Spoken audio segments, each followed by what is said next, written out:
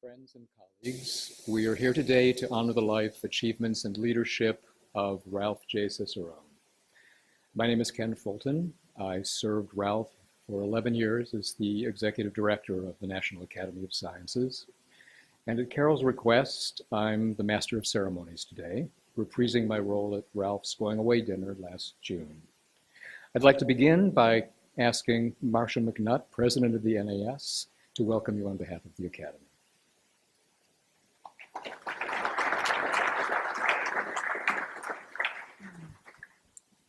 Well, thank you very much, Ken.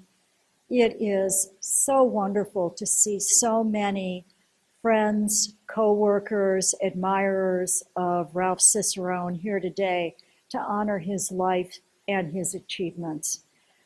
Personally, I feel that I was someone who spent my life following Ralph, following him around and admiring and learning from him at every step in my career.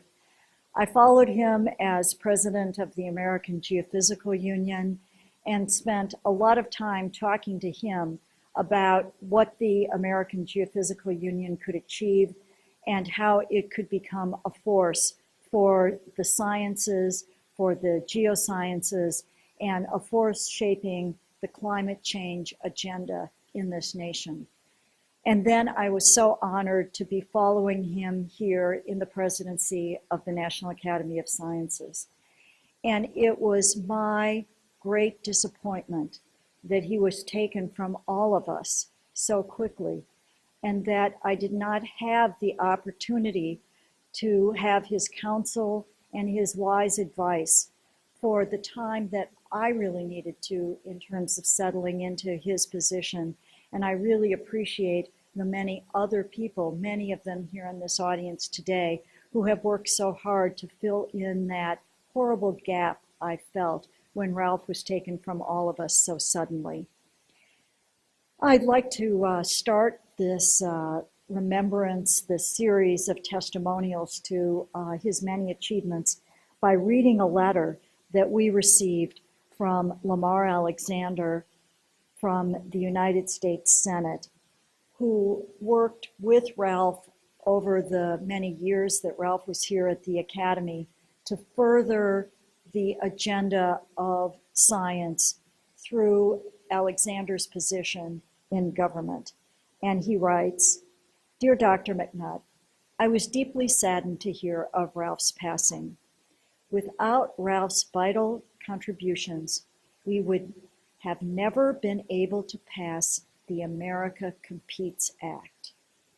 In the spring of 2005, Senator Bigeman and I walked over to the National Academies and asked Ralph a question. What can we do to help the United States keep our competitive advantage in science and technology? Ralph took us seriously and organized a panel of experts led by Norm Augustine, who knew the answers. They delivered to Congress the Rising Above the Gathering Storm report that led to the America Competes Act. As I have often said, most ideas in Washington fail for lack of the idea. What Ralph did was give Congress the idea, and 10 years later, we are still pursuing that idea. Ralph leaves a legacy of hard work, service, and scientific leadership to which we should all aspire. I will keep Ralph's wife, Carol, his daughter, grandchildren, and the National Academy's family in my thoughts and prayers. Sincerely, Lamar." So now I will pass the podium back to Ken, who will introduce the next speaker.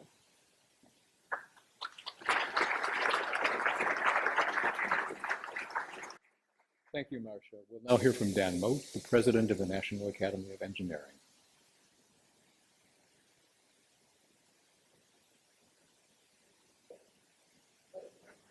Thank you very much, Ken.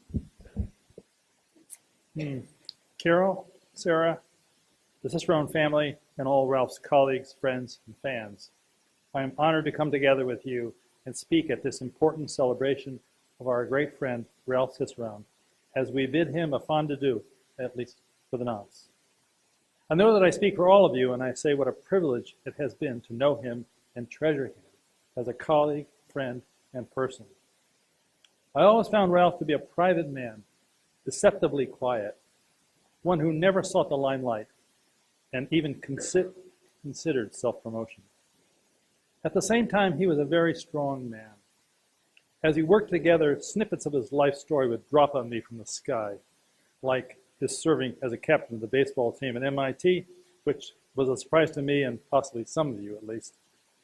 But then after hearing about his career opportunity as a professional baseball announcer for more pay and less work than a science professor opened another chapter of his life's surprises for me. Knowing Ralph necessitated recalibrating your understanding of him from time to time. By the way, not once did we ever talk baseball, even though we shared a wall in this building and spoke daily.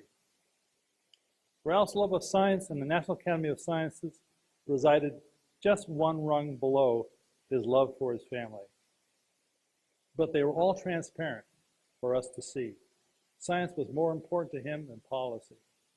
He read constantly and widely and reviewed every study proposal of the NRC Governing Board with a sharp and critical eye.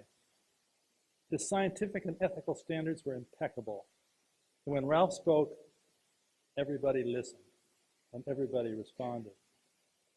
Employing his quiet, principled, and skillful manner, Ralph led the transformation of our National Academies complex to what exists today, fulfilling the vision of Abraham Lincoln to create an advisory body for any department of government.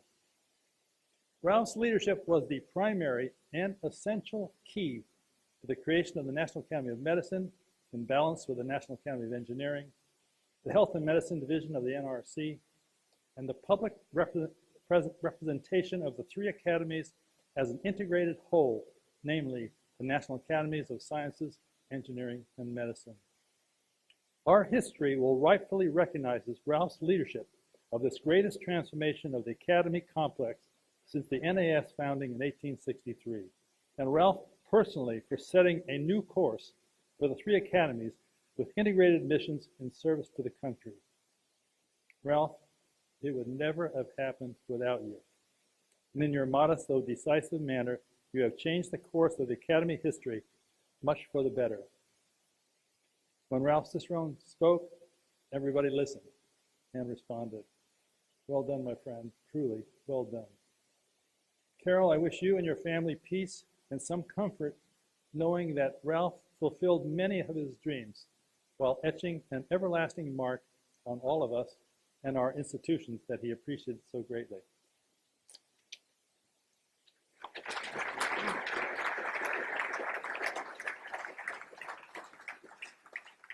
Thank you, Dan. Next, we'll have Victor Saylor, the President of the National Academy of Medicine.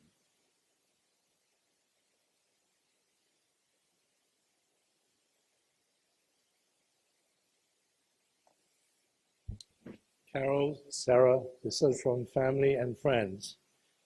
It's a real privilege for me to speak about Ralph Cicerone on behalf of the National Academy of Medicine.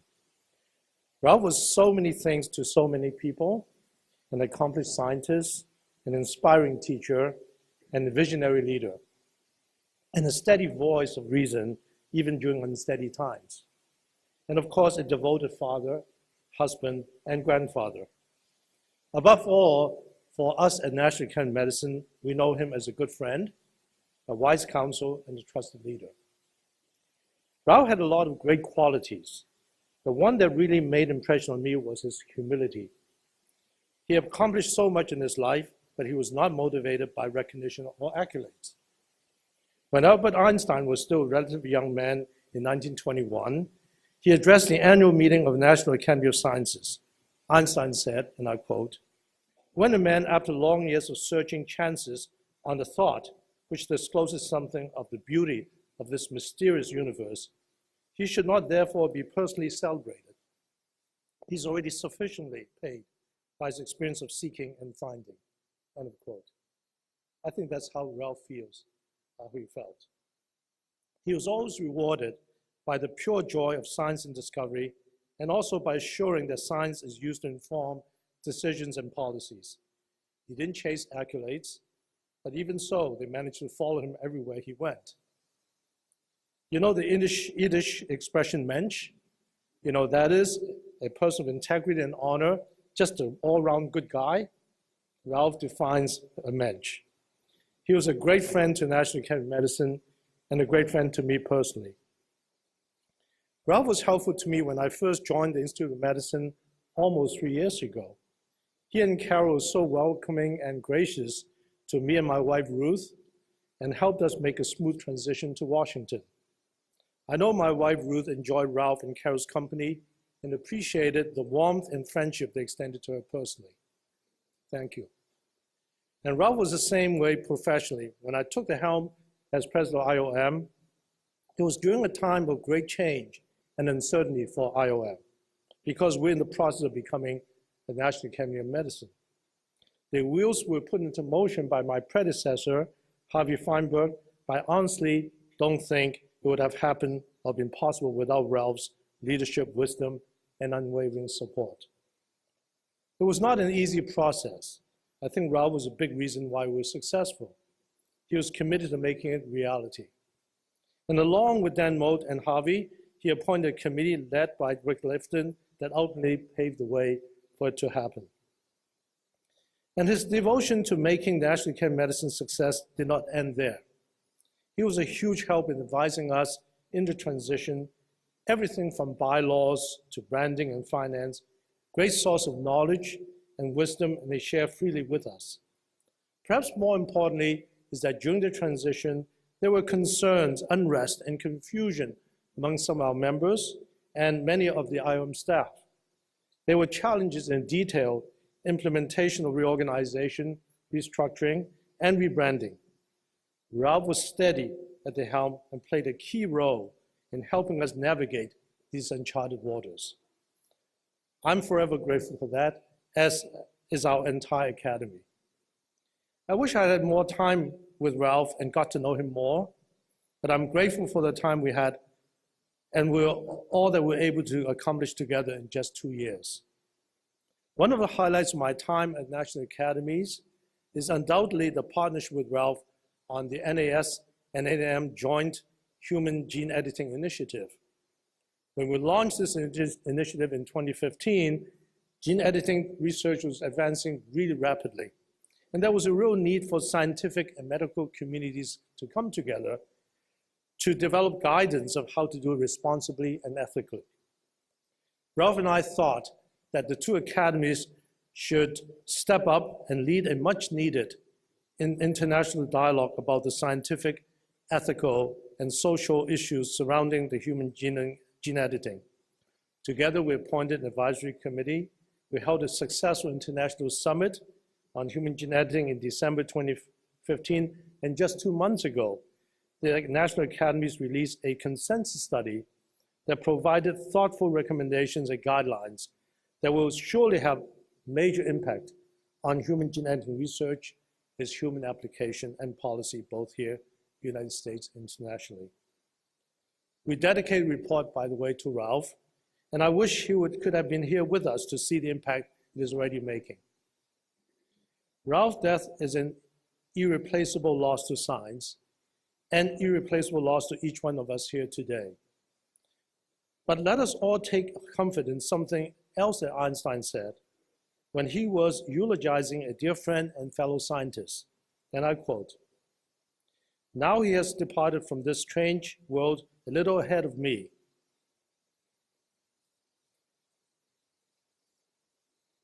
I'll read it again, excuse me.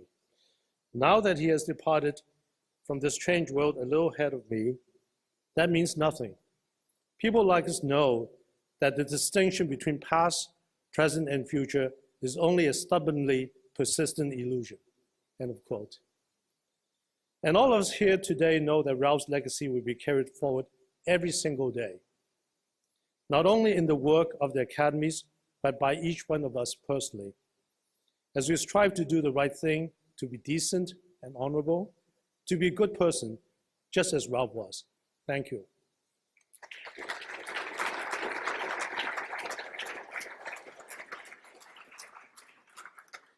Thank you, Victor. We'll now hear from Diane Griffin, the Vice President of the National Academy of Sciences.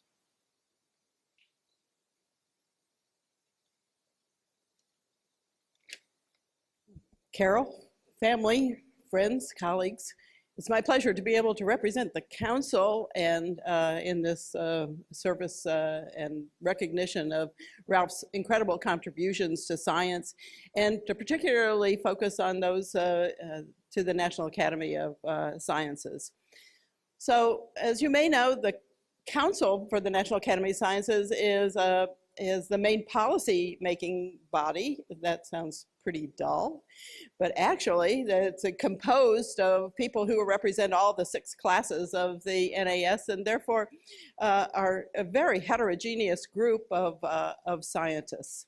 So he used this group, I think, very creatively. First of all, he was very impressively respectful of the opinions of everybody, even though some people might not have always agreed with the multiple opinions that were being expressed. But he listened carefully, took them into consideration, and would move ahead. And with the help of the Council, but mainly the advice and that would come from the Council, he had a number of initiatives. A couple have already been mentioned. One was Rising Above the Gathering Storm. So these were things that were really initiated at the NAS level. Nobody had originally necessarily supported a study.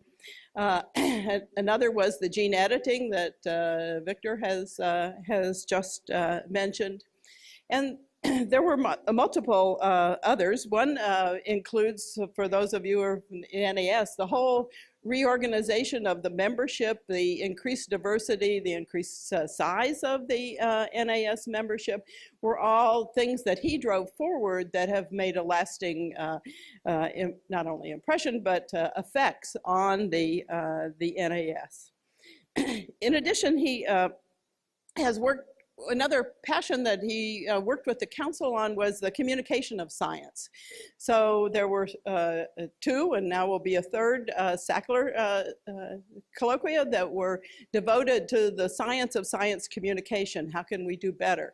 And the outreach to the general public on science was important to his agenda. And as I say again, he used the Council well to try to affect those goals.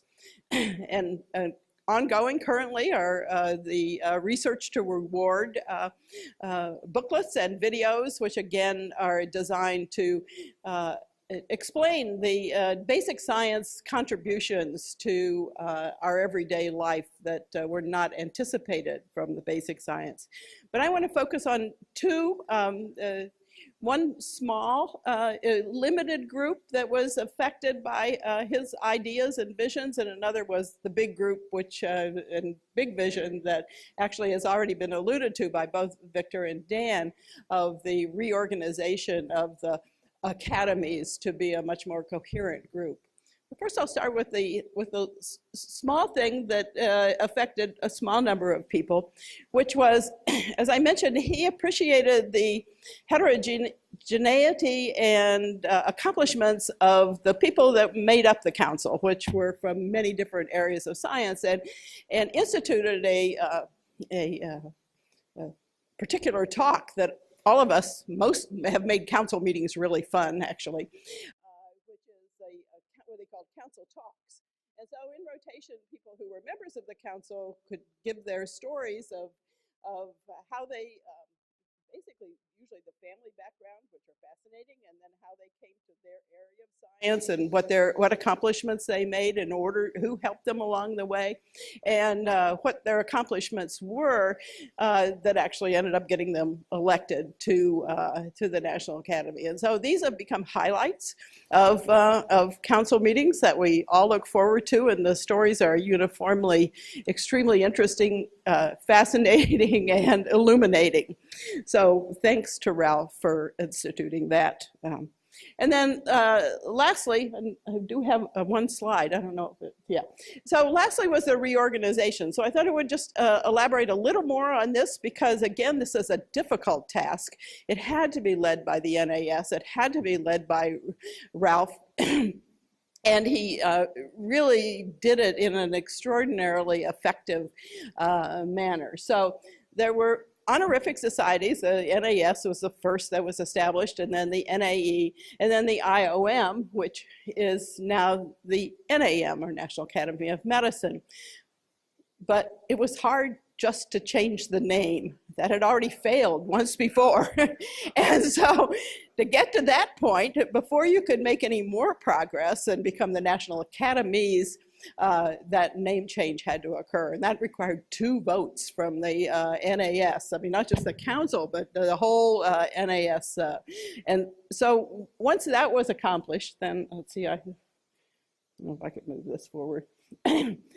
So there had always been a generation of advisory reports, but mostly those had come in through 2 different mechanisms. One was the NAS and the NAE actually had the National Research Council, or NRC, which is up here, and then they generated reports that went through review and then were published then as reports from the National Research Council.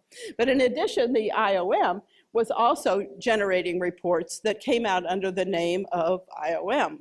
And what was recognized both with him and with Harvey Feinberg working together really on this concept of changing the name, integrating the academies, and then being able to issue reports and generate reports that involved all 3 areas of sciences, engineering, and medicine, which were increasingly important to each other, that this would facilitate better advice to the nation and better reports. And so accomplishing this reorganization, which is now pretty much accomplished, and it's really a lot of thanks to both Dan and Victor, who have worked together with everyone to actually make this an integrated approach to generating reports and working together. That in some ways it's still a work in progress, but it's very close to actually being totally accomplished. So thanks to Ralph for working with the council and with the other presidents in order to accomplish this, which is very important for our nation and our ability of the academies to create advice that is of the highest quality for the nation. Thank you.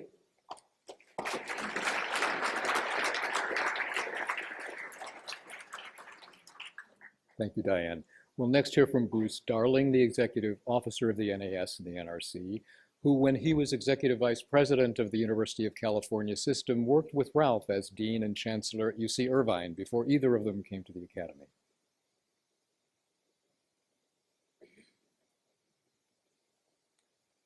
Good afternoon.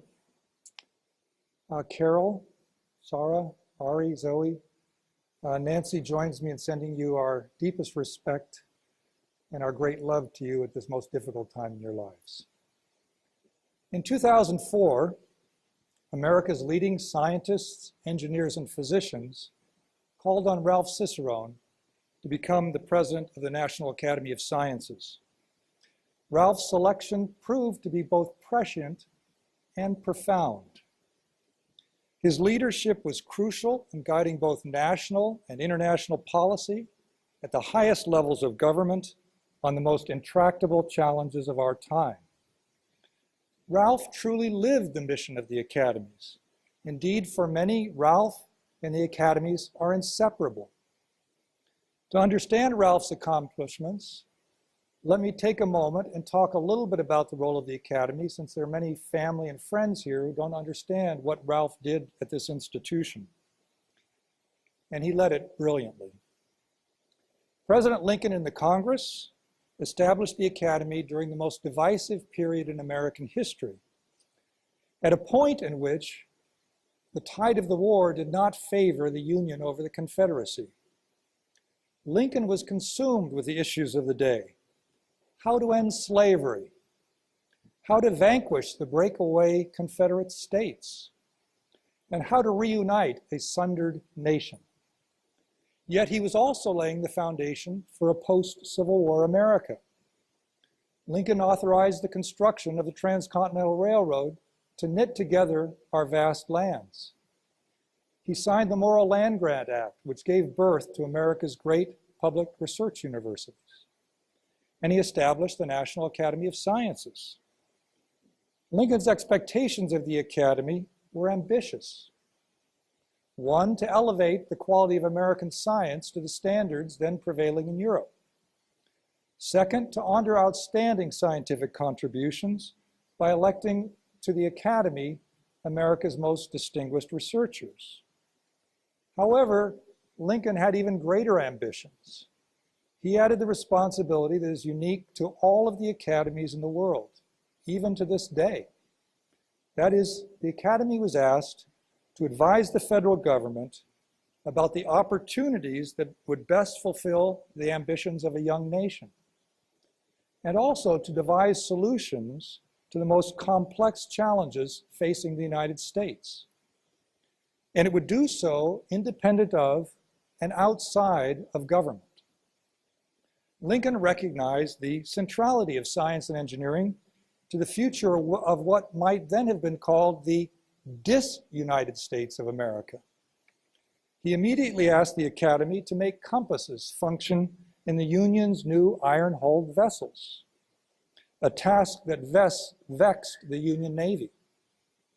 The Academy succeeded, and the Monitor's defeat of the Merrimack and the Union Navy's subsequent victories over the Confederacy are sometimes attributed to the Academy.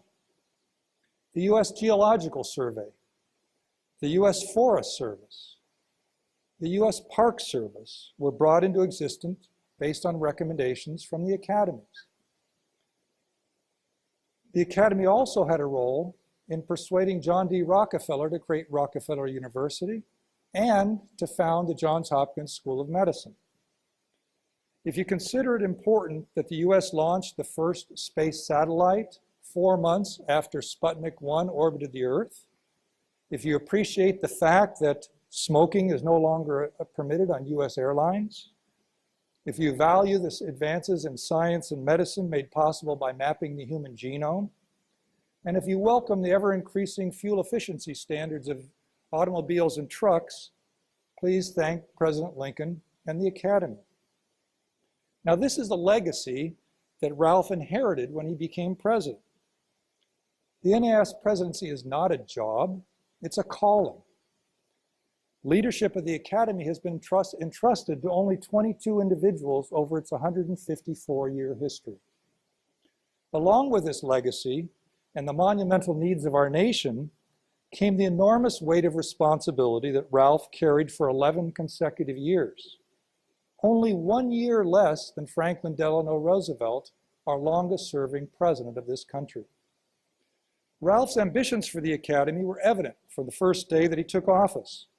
He initiated a major study on America's climate choices, building on an earlier Academy study that he led at the request of President Bush when he was still chancellor at UC Irvine. Soon thereafter, he launched a series of reports on America's energy future. Before he left office, we released a report that assessed how immigrants are assimilating into American society today compared with earlier generations, a study that Ralph, the grandchild of immigrants, took a special interest in. The Wall Street Journal editorial board was so impressed with this study that it wrote an editorial encouraging all of last year's presidential candidates to heed the report. Under Ralph's leadership, the academies documented the large number of medical errors made by healthcare providers and recommended ways to reduce them. It identified the vulnerabilities of the electrical grid to physical and cyber attacks and recommended ways to strengthen the grid. And it challenged the scientific soundness of forensic evidence being used in criminal convictions. As a result, the FBI is reviewing thousands of convictions that were obtained using questionable evidence. If you appreciate this work, please thank Ralph. Although Ralph was a towering intellect, he did not have a towering ego. He listened carefully and respectfully to others, and he went out of his way to engage everyone as his equal. These qualities, together with his penchant for probing problems to their very depths, and then formulating creative solutions, generated unending demands for his time. Leading scientists, engineers, and physicians, the presidents of other academies, government science advisors from throughout the world, all sought his advice. When their nations needed help, they turned to Ralph. Cabinet secretaries, elected officials, philanthropic foundation leaders, even heads of state, all sought his counsel. They valued his ability to parse problems into their scientific and policy components and to provide wise advice independent of the politics that might well make solutions harder to find. For years, Ralph quietly convened private salons with members of the US Senate. The senators would ask questions, and Nobel laureates and Academy members would provide answers based on the best available scientific evidence. The setting was informal, unrehearsed, and during the salons, partisanship was set aside. The senators came together from both sides of the aisle to find solutions for the nation. As was the case during the founding of our country and later during the Civil War, the nation remained divided throughout Ralph's presidency. Republicans and Democrats differed on many issues, often vociferously so. Calls were made to abolish or to diminish Washington institutions. Yet one Washington institution, the National Academies of Sciences, Engineering, and Medicine, continues to be held in the highest esteem by leaders of both political parties. In January alone, the Congress asked the academies to perform 15 major studies to advise the President and Congress on critical issues facing the nation. It's a tribute to Ralph's leadership, to his expertise and scientific acumen, to his careful adherence to science and his unwillingness to embellish it with personal opinion or dramatic flourishes, to his insistence on describing not only what is known, but as also what remains uncertain, to his civility and integrity. The academies stand alone in this privileged position. This, as a result, will be one of Ralph's lasting legacies. One cannot speak about Ralph without also acknowledging Carol. Carol's an internationally recognized leader in the structure and function of the human visual system. She was a distinguished professor of cognitive science at the University of California, San Diego, the University of Colorado, Boulder, and the University of California, Irvine. Carol served the academies as an unpaid ambassador at large for 11 years, and she had a central role in the renovation of this building. It was lovingly restored with careful attention to the original architectural design, but also with some architectural enhancement that make it livable today. For this lasting achievement, Ralph and Carol have both been recently recognized by the NAS Council. And there's a plaque in the West Court that I would invite you to look at as you leave that calls attention to their leadership and vision. Ralph and Carol deeply cared about the Academy staff and their families. They knew most of them on a first-name basis. Carol's renowned for her warmth and kindness, and Ralph was a father or a favorite uncle to many of the staff here. With a cup of coffee in hand, he'd settle into someone's office and chat about science, baseball, or the issues of the day. The staff's palpable affection for Ralph and Carol is truly a testament to their enduring impact on the academies.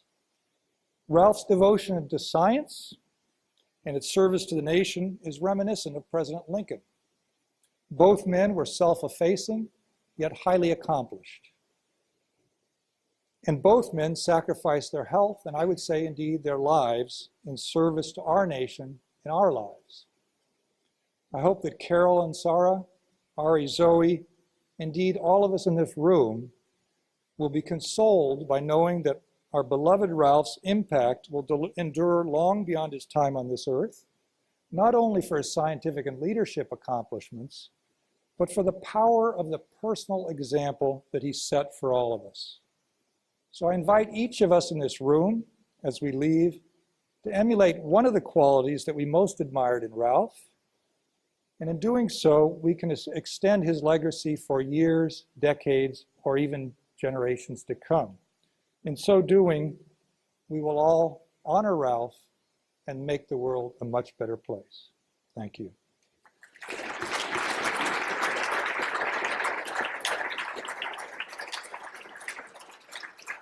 Thank you, Bruce. We'll next hear from V. Ramanathan, Ralph's longtime friend and scientific collaborator, who is the author of a retrospective on Ralph that appears in this week's PNAS with Ralph on the cover.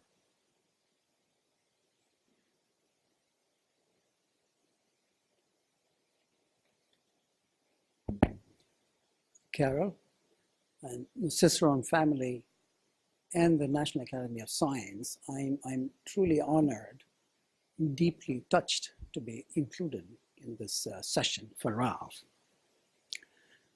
2 years ago, I had to summarize all of climate change science in a parking lot to Pope Francis.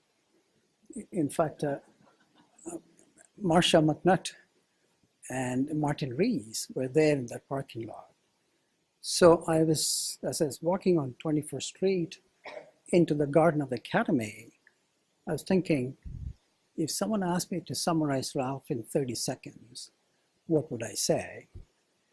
So I'll start with that.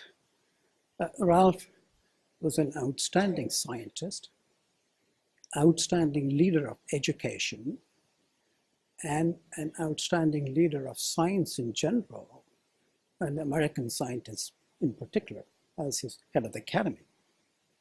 Imagine one person doing all of that. So let me just focus on his science. He was an atmospheric chemist who did defining research at a very critical time. The only way I can describe that to you, to put it in the context of atmospheric chemistry. It was in 1771 when Rutherford identified nitrogen in the air. A few years later, Priestley identified oxygen, and Cavendish finished it by showing the ratio of nitrogen and oxygen very close, no matter where he measured it.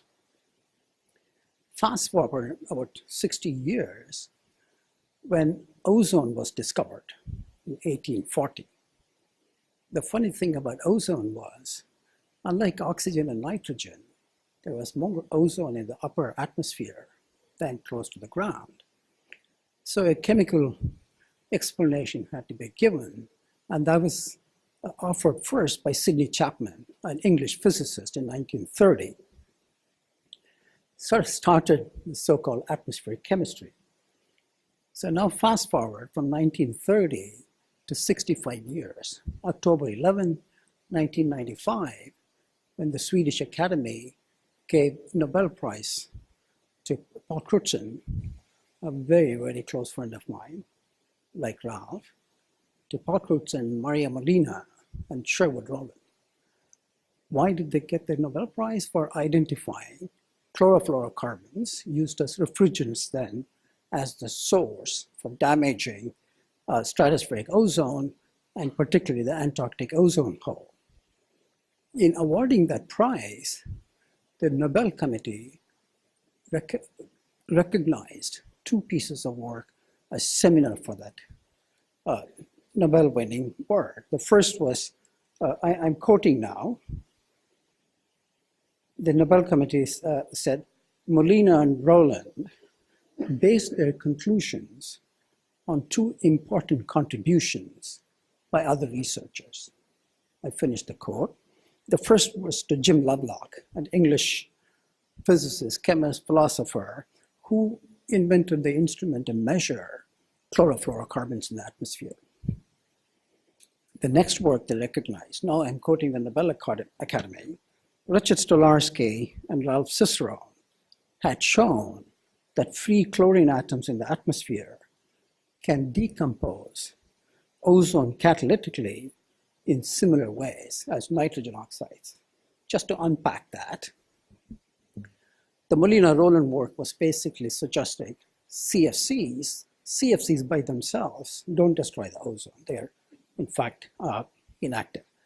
So the chlorine in the CFCs were split out of the CFC by sunlight. And then they invoked the Stolarski-Cicerone mechanism to see how the chlorine destroyed the ozone layer. So clearly, Ralph Cicerone's work would forever be etched into the history of how, as human beings, impacting or damaging the atmosphere. So it's a key piece of work. So how did I become linked with Ralph? About a year later, that paper was published in 1974, January, the Ralph Stolarski-Cicerone. 6 months later was the paper by Molina and Rowland. A year later, I showed that the same CFCs were also a super greenhouse effect, about 10,000 times more potent than CO2. I had the sheer dumb luck of Ralph Cicerone being the reviewer. Anyone else would have rejected it because it's just so out of the blue. And that's how our friendship grew. What I want to convey to you, Ralph was about 31 then. He was an atmospheric chemist. He took immediate interest in climate change science and started a dialogue with me, which was not email those days, letters back and forth. He was in Michigan and I was in Hampton, Virginia. And within a few years, it became clear to me what an incredibly breadth he had. And at 33, he was like an old man worried about the climate, what is going to happen to the planet. So he was one of the few who recognized this is a serious problem. And so, at least I don't know about fellow atmospheric chemists, I'm in climate science. Those of you from the climate science who knew him were not at all surprised when he became a leader, chancellor of a university, still running a major research program, and so on and so forth, and then president of, and it was all these qualities were there when he was young. So, just want to give you an indication of how close Ralph and I was. We both spent about 6 years at the National Center for Atmospheric Research in Boulder, Colorado. That's when we did a lot of joint work, got to know each other. So I left that National Center in Boulder in 1986 to University of Chicago. Ralph gave me a party both at the office and at his house. In his office party, he told the assembled group, about 1,500 people. He said, Ram is leaving NCAR, that National Center, and joining University of Chicago. And then with that characteristic smile on his face, he said, NCAR's gain is Chicago's loss. There were only two people smiling. One was Ralph and I was laughing. The audience were in shock. They didn't know it was a joke. I thought he was joking, but 5 years later, I got my confirmation he was joking because he recruited me to UC Irvine, where he started the first, and I would say one of the best Earth System Science department. I don't have too much time in my perspective. I talk about more things, about his love for sports, how he spent half an hour talking about his daughter's achievements in tennis. So I want to conclude with what I think is the second seminal contribution for which he would be known for a very, very long time. I have to take you back to the year 2001. That was when President George Bush became the 43rd president. Around the same time, or maybe a few weeks before, the United Nations Intergovernmental Panel on Climate Change released its third assessment report. It was the first time IPCC came very strongly linking the observed warming with human activities. So 3 months after he got elected, his secretary for EPA, Todd Whitman, who was governor of New Jersey, she went to the G8 Environmental Ministers Summit and declared outright, first, I want you to know the United States considers global climate change to be one of the greatest environmental challenges we face. Of course, it was followed by quite a bit of skirmish in Washington, D.C., and then the White House wrote to Bruce Alberts, then president of the National Academy, and asked him to review the status of climate change, particularly the accuracy of the IPCC statement. Thanks to Bruce Alberts, he turned to Ralph to chair that committee. They had just 2 months because President Bush was going to a G8 summit of leaders in July or June. So Ralph assembled a well-balanced group, including a noted skeptic of climate change. And in 2 months, they produced this remarkable report. It was also peer-reviewed. And I want to just read out a statement from that. It says IPCC's conclusion that most of the observed warming of the last 50 years is likely to have been due to the increase in greenhouse concentrations. This is the IPCC statement. And Ralph's committee says it accurately reflects the current thinking of the scientific community on this issue. Even in this current atmosphere of disbelief in climate change science, you couldn't find anything wrong with even a one word in that statement or in the report. So, as we all know, climate change scientists, we face a similar or even a worse situation now. And Ralph has shown us how to respond, speak truth to power. And I hope we'll follow his example. So I want to thank Ralph for his service to the well-being of the planet. And I feel incredibly lucky to have known him both as a colleague and a friend. Thank you.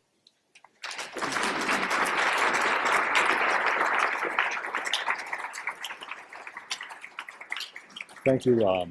We'll now hear from Jane Lubchenco, who was the Administrator of NOAA under President Obama, and who on Sunday will receive the Academy's Public Welfare Medal, its highest honor.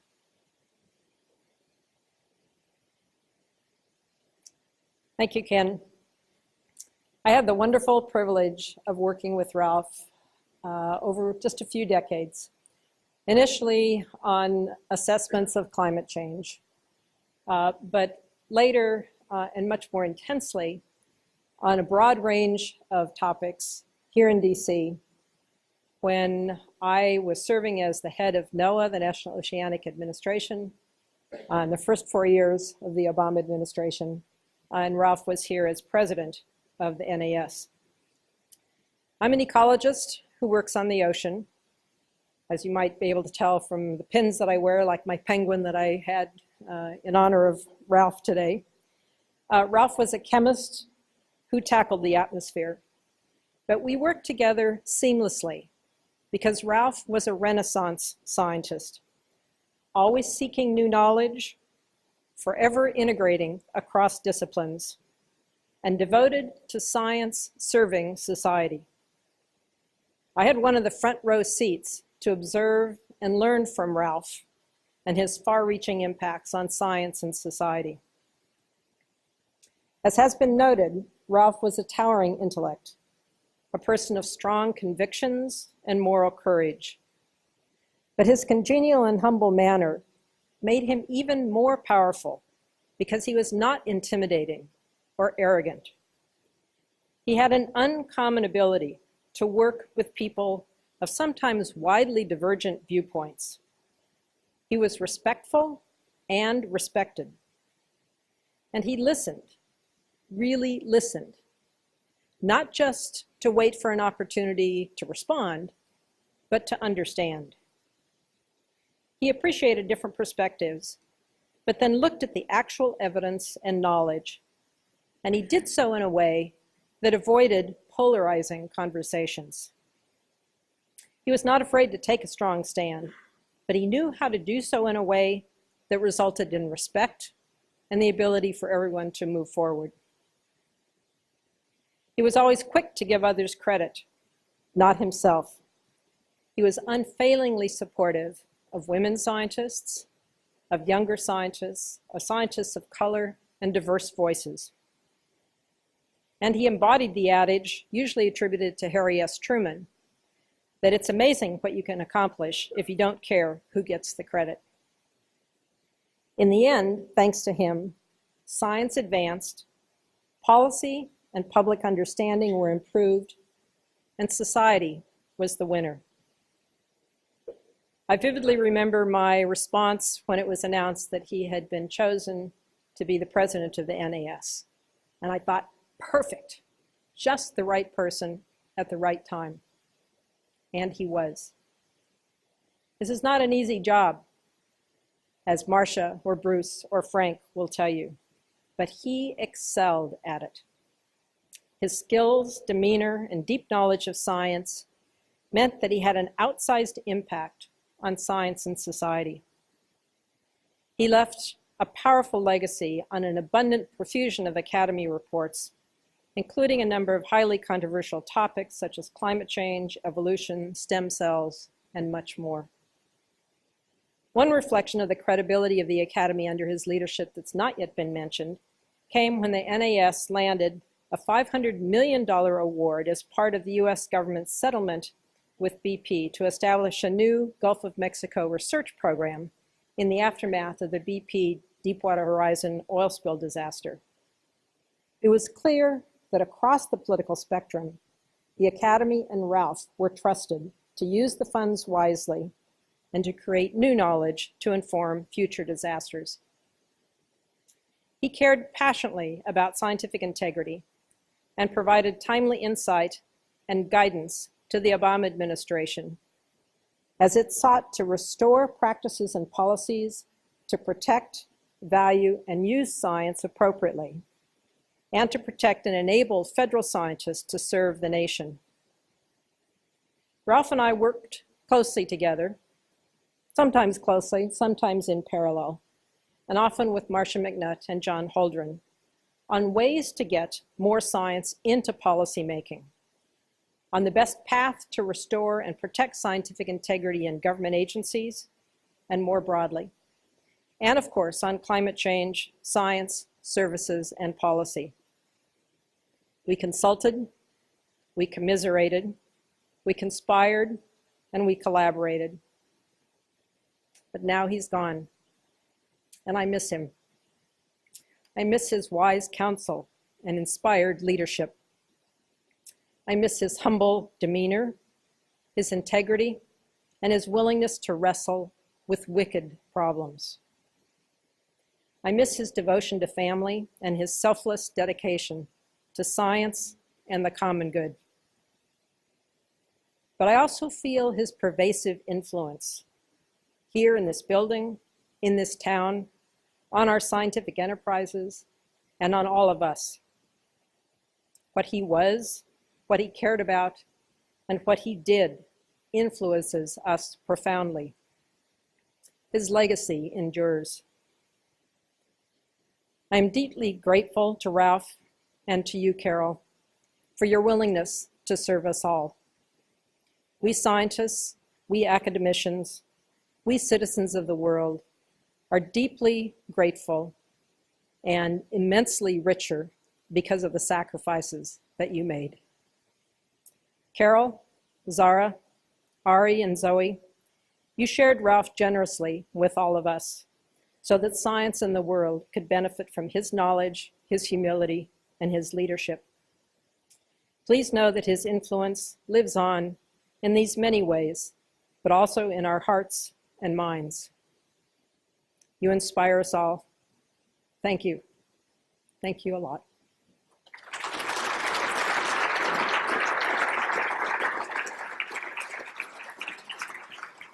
Thank you, Jane.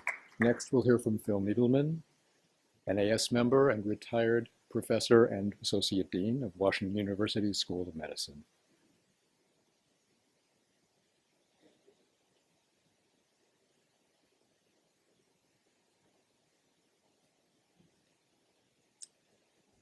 that great American philosopher, the baseball player Yogi Berra, said, "When you come to a fork in the road, take it." That's the theme of the information I've gathered about Ralph and the Ralph I knew, and you could see the connection. So Ralph grew up in rural Pennsylvania, extended family, mother, 10 siblings. They all worked in the hills in the coal mines. Sometimes they worked and sometimes they didn't. Ralph was this tremendous athlete. In rural Pennsylvania, you knew seasons not by the leaves falling and by the snow, but what uniform Ralph would wear. Ralph was captain of the baseball team, quarterback of the football team, captain of the basketball team. He must have been a pretty good student, too, because the Board of Education gave him off on Friday mornings to join their poker games. It began to occur to Ralph that maybe if I went to college, I wouldn't lose my job in a coal mine. So he started to look at these small rural colleges, in Pennsylvania. Sputnik came, a frenzy in this country to get the best and the brightest into what we would call STEM education today. And we looked in Boston and San Francisco. And some clever fellow said, maybe we should get someone from Middle America. And out of the blue, Ralph Cicerone is informed that he's accepted at MIT. Before he accepted, he had to check and found out they had a baseball team.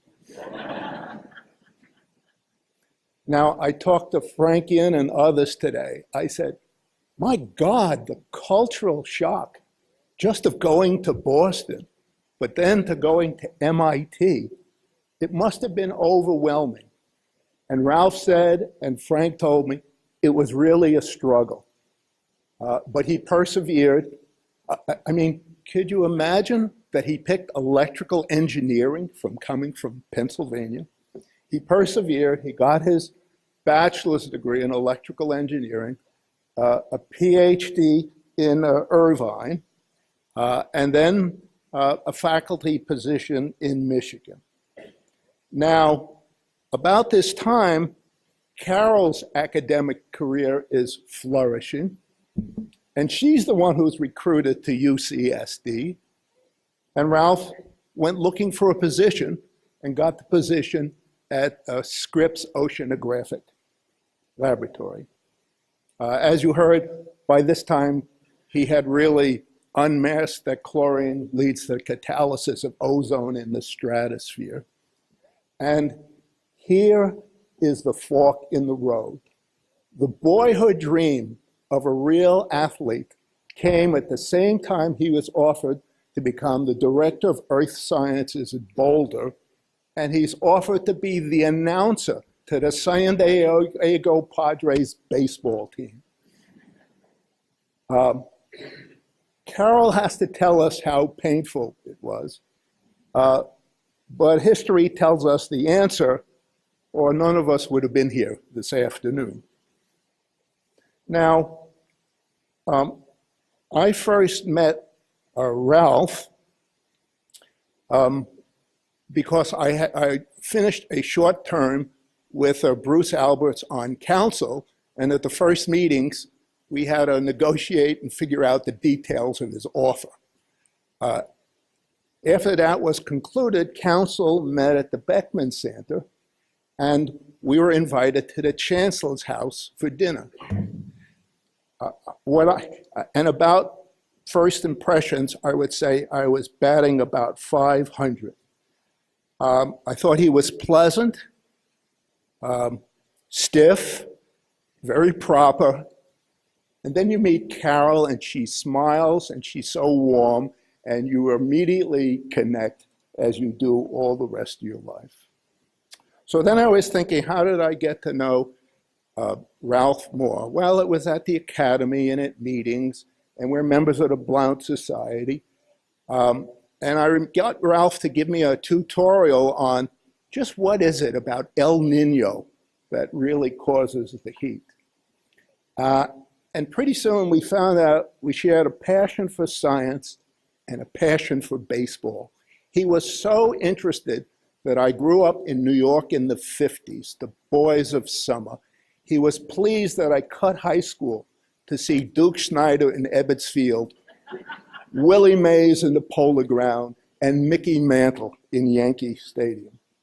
So as you become an admirer and a friend, then you get the Ralph Cicerone treatment. The email says from his administrator, Ralph wants to call you. And the call goes like this. Hi, Phil. Hi, Ralph. Ralph, the answer is yes. What are you getting me into? He sent me to Paris to represent the Academy in the Lounsbury Prize. He was pleased that I joined the division in Earth Life Sciences. He always had trouble getting members of the National Academy to serve on NRC committees, and he was pleased I did that. Then he went for my wallet, my ring, and my fillings. And he convinced Sima and me, and we made an enabling gift for the 150th anniversary that was then tied to trying to recruit other donors who hadn't given before. But then I figured he owed me. So I was asked to become, you're retired and you will work for nothing and they think you have wisdom. So I was asked to become the head of the St. Louis Science Center and CEO.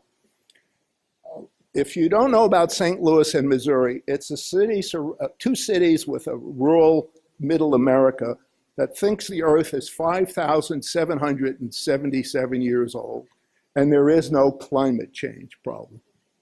So I thought maybe I could do something about that. And the other thing that attracted us is Sim and I were very interested in an inner city program called Youth Exploring Sciences, where you take these inner city kids who have a graduation rate of 22%, and you bring them to the Science Center on the weekends and in the summer, and you teach them computers and laboratories, you take them to schools, and you get to a graduation rate of about 80%.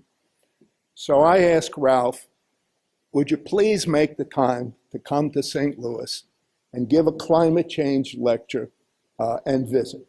And he agreed, and it came in this snowstorm. And he gave a very important lecture. Now, it is a great honor when the president of the National Academy comes, and they want to have press conferences and meet in the university. And with Ralph, we blew that all away. And if you want to visualize a picture, I had him meet with those 24 inner city African-American kids clawing their way out. And he said, he sat with them, you know, a kid from Newcastle, clueless. He talked about hard work and dedication. He talked about how he looked at their writings, and it was a very inspirational day. And I could visualize him sitting there then. So maybe a year or two before he retired, Sim and I were beginning to think, what else can we do that could have an impact on the Academy? And we talked about the notion of, which I learned in Bruce's time, that the Academy takes on studies that are too controversial for government. And Ralph's great reputation in the Academy for unbiased, data-driven opinions, we thought that was a splendid place to go. And then when Ralph announced Carol and his gift to do the Cicerone Fund, naturally, he asked me to serve on that committee, but that wasn't enough. I had to serve on the search committee for the head of IOM. I had to serve on the search committee for the NAS, and we had to throw in the Sackler Prize. Well, Sim and I was just thrilled with his proposal, and that will have an impact when you have an head of the EPA who says there's no climate change and we ignore the melting glaciers and the other things. We have to somehow maintain our lack of bias and clarity with great studies. So let's come back to when you come to a fork in the road. Yogi Berra grew up in the hill section of St. Louis at the same time as Joe Garagiola did. And I met someone who grew up with them. He says, you know Yogi's expression about when you come to a fork in the road? Yogi lived in a cul-de-sac.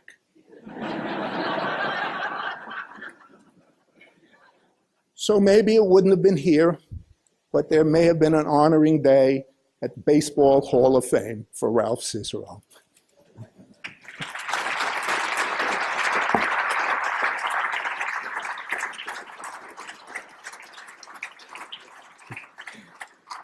Thank you, Phil.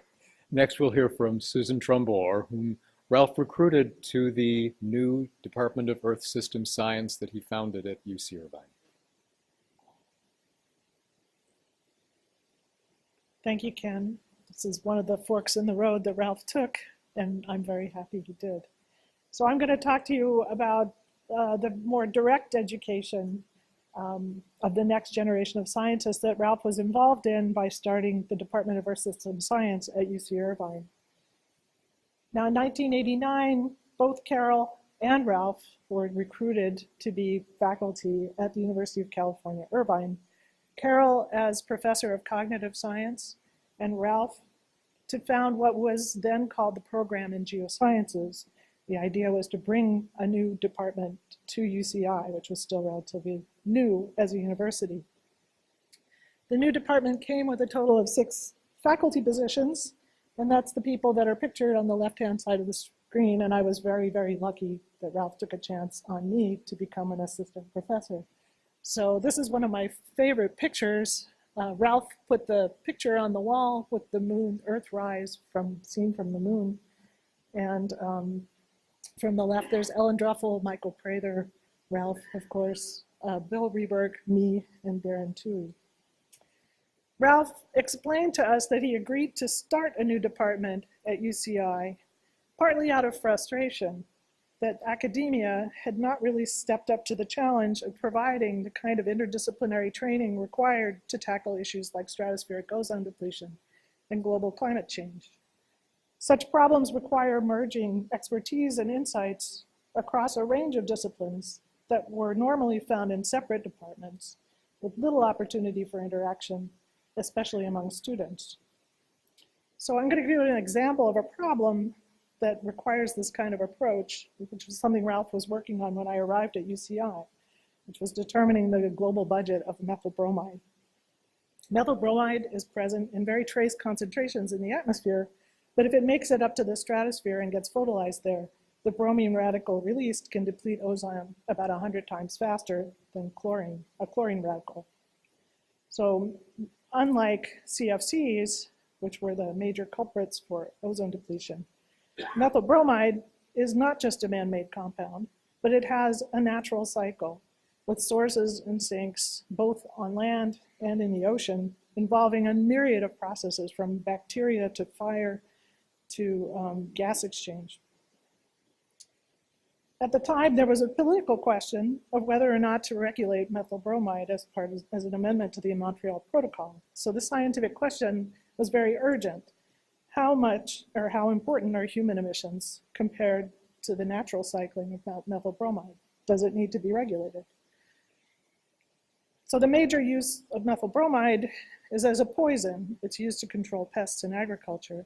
And at UCI, Ralph's group conducted a field experiment to determine what fraction of the methyl bromide that was used to fumigate the strawberry fields around Irvine ended up getting emitted to the atmosphere. They found that although the methyl bromide injected into the soil is covered with plastic tarps immediately after the injection of the gas, some 40 to 90% of the methyl bromide eventually made it to the atmosphere, depending on a number of factors like the thickness of the tarp that covered the field. I bring up methyl bromide for two reasons. First, it illustrates how Ralph approached his research. Combining this careful attention to the details that matter, how thick was the tarp was actually one of the big issues, together with his ability to pull back and see the big picture, which told him that the agricultural fumigation was the key process to investigate if we really want to inform the regulations and whether or not to regulate methyl bromide. Second, it illustrates Ralph's vision for the need for an Earth System Science department. He recognized that we need scientists who would be comfortable operating across the disciplines ranging from microbiology to ocean chemistry to atmospheric physics on problems of global scope while maintaining enough scientific rigor and expertise to make a significant contribution within a discipline. Initially, we had few students, no undergrads, no curriculum, and collectively almost no experience in academia, which probably helped. As Ralph was fond of saying, no two of us in the picture on the left have PhDs in the same discipline. We had an amazing few years arguing over what to name the department, writing its charter, and imagining a new kind of graduate curriculum from scratch, where our students would end up knowing far more than we did as individuals. Finally, in 1995, when this picture was taken, was the champagne there, our degree program was approved, and Earth System Science was established with the mission to understand how the Earth works as this coupled system of atmosphere, land, oceans, and biosphere, with an emphasis on the process that operate on the timescale of a human life. Ralph insisted that success required that we maintain a culture of collegiality, what he called checking your ego at the door. He gave us the example that a great scientist can also be a kind and thoughtful human being, and that pride in one's own accomplishments does not require that you belittle the accomplishments of others. Diversity of disciplines and ideas, as well as gender and ethnicity, was always strongly encouraged under Ralph's leadership. He was an especially strong supporter, as you've heard, of women faculty, and at one point, our department had 50% women professors. And at the same time, we were battling with Harvard over the top ranking in department impact in earth sciences. And in 2010, the Earth System Science Department was named one of the top 3 earth science doctoral programs by the NRC rankings. The picture on the right shows you a more recent photo of the Department of Earth System Science in a new building that Ralph obtained the funding for called Crowell Hall. The department now employs over 150 people, and because it is kept to the course that Ralph set for it, it remains a model for how to maintain a highly diverse faculty that is truly excellent and still collegial. There are not just a graduate program, but also bachelor's degrees that train about 200 students in earth and environmental science. So that's quite a legacy. Somewhat to our dismay, however, Ralph moved rapidly up the administrative chain at UCI, leaving us as our department chair and becoming Dean of Physical Sciences, and then spending 7 years as the 4th Chancellor at UC Irvine before moving to the National Academies of Sciences in 2005. Even as Chancellor, he maintained a research group in ESS, and if we got to work early enough, we could walk across the campus with him to his office as Chancellor and get to talk to him. At a memorial we had at UCI for Ralph in February, it was abundantly clear how beloved both Ralph and Carol remained to the university and to the Irvine community. Ralph, as Chancellor, was famous for many things, and I just want to give you 3 examples.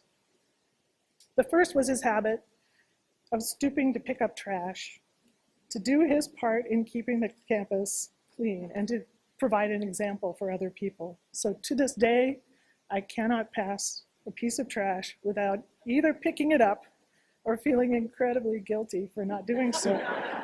Like I'm letting Ralph down personally again. Second was the time he surprised everyone, except maybe the people who knew his athletic prowess, by sinking 28 consecutive free throws in a basketball competition with UCI students.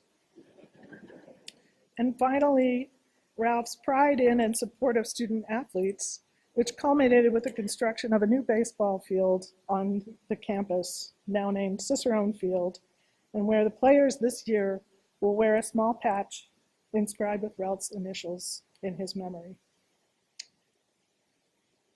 One of the things Ralph said that resonated the most with me was during one of his commencement addresses at UCI. He said, in a democracy, the best public universities must be the equal of the best private institutions. As the first in his family to attend college, Ralph had a special understanding for the opportunities higher education offers and empathy for the large fraction of UCI as undergrads who are the children of recent immigrants. Under Ralph's tenure as chancellor, UCI's ratings steadily improved, its faculty became more diverse, and it remains a place where students can get an affordable, high-quality education and do research with top-notch faculty. As a person who cared deeply about the details while keeping his eye on the larger picture, Ralph made an indelible mark on UC Irvine. With Earth System Science, he created a model for how to educate students to tackle the global environmental challenges that face humanity today. I know, Carol, that I speak for my Earth System Science colleagues and Ralph's students when I say I'm deeply grateful to have had the chance to work with him and strive through my own actions to maintain his legacy of civility, integrity, and working on the details that matter.